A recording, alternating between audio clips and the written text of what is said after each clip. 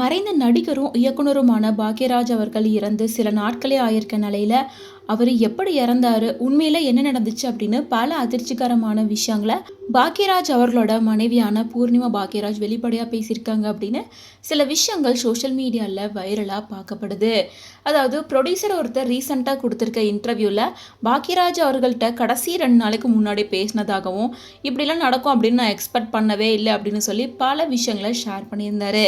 அதை தொடர்ந்து பாக்யராஜ் அவர்களோட இறுதி சடங்குல அவங்க மனைவி பேசியிருக்க சில விஷயங்களையும் சொல்லியிருக்காரு.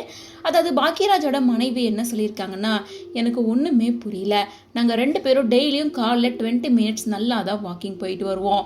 ஸோ அப்படி தான் அந்த நாளில் நாங்கள் 2 பேரும் ஒன்றா வாக்கிங் போனோம். எப்போவுமே வாக்கிங் போகும்போது டயர்டாக இருக்குது அப்படின்னு சொல்லி வீட்டுக்கு போகலான்னு சொல்லிடுவார்.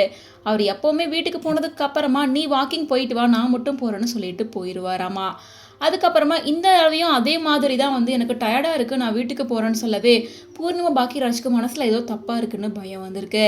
ஸோ அதனால் அவங்களும் கூடவே வீட்டுக்கு வந்திருக்காங்க. வீட்டுக்குள்ளே கொஞ்ச நேரம் தான் உட்காந்துருக்காங்க. அடுத்த நிமிஷமே கேஸ் ட்ரபிள் மாதிரி அவருக்கு ஏதோ சுவாச பிரச்சனை ஏற்பட்டிருக்கு. வீட்டுக்கு சோஃபாவில் உட்காந்து அடுத்த நிமிஷமே பாக்யராஜ் அவர்களுக்கு சுவாச பிரச்சனை ஏற்பட்டிருக்கு. மூச்சோட சிரமப்பட்டிருக்காரு. உடனே அங்கே பக்கத்தில் இருக்க ஹாஸ்பிட்டலுக்கு சாந்தனு கூட்டிகிட்டு போயிருக்காங்க. அங்கே இருந்தவங்க எல்லாம் அப்போலோ ஹாஸ்பிட்டலுக்கு கூட்டிகிட்டு போங்க அப்படின்னு அறிவுரை சொன்னதால் அங்கேருந்து அப்போலோ ஹாஸ்பிட்டலுக்கு கூட்டிகிட்டு போயிருக்காங்க. ஆனால் போகிற வழியிலேயே பாக்யராஜ் அவர்கள் இறந்து போயிட்டார் அப்படின்னு ரொம்ப வருத்தப்பட்டு பேசியிருக்காங்க. பாக்யராஜ் அவர்களை தொடர்ந்து சில நாட்களுக்கு முன்னாடி தான் பாரதி ராஜா அவர்களும் இறந்து போயிருந்தாரு.